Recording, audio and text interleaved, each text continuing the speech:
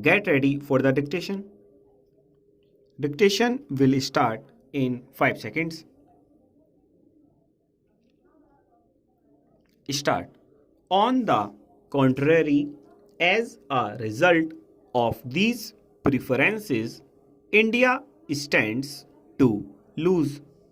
That position, I think, has not been altered to the satisfaction of our country, and the Honorable Minister will perhaps clarify that position when he speaks.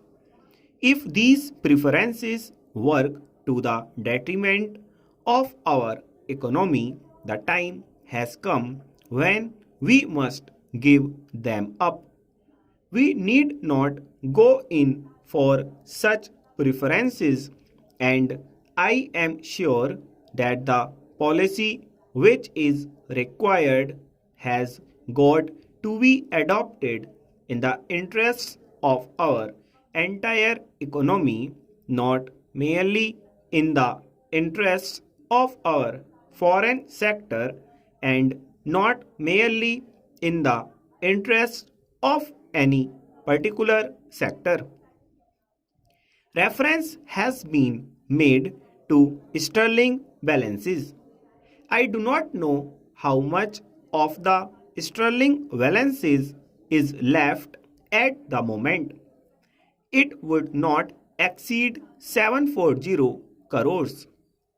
It may be much less. A large part of our sterling balances had been expended with a view to meeting the deficits in the balance of payments. It was thought at the end of the bar that these balances which had accumulated there would be utilized for financing certain developments in our country, for developing the economy in our country, in particular for importing machinery that we direly required. After the termination of the bar, the reverse process took place. I would only mention what Sir Winston Churchill, the Prime Minister at that time, has written in his war memorials. He is very bitter about India's claims on sterling balances. He says that he does not like at all that India should make demands on the sterling balances.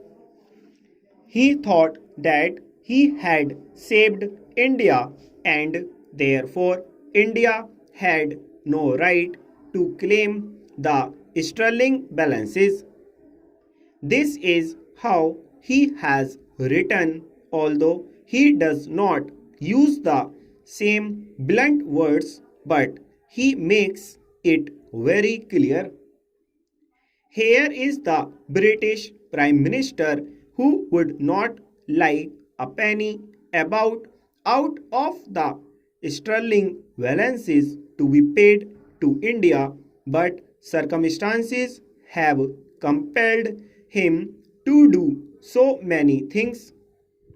Similarly, he has been forced to accept a position where sterling balances had to be paid under certain agreements in installments, and we all know that, but you see that large chunks of the sterling balances had been spent for meeting the deficit in the balance of trade.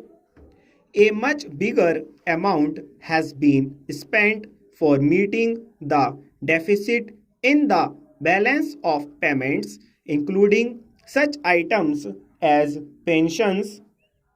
You know, we have a tapering annuity out of which pensions are paid, and that money is paid from the sterling balances.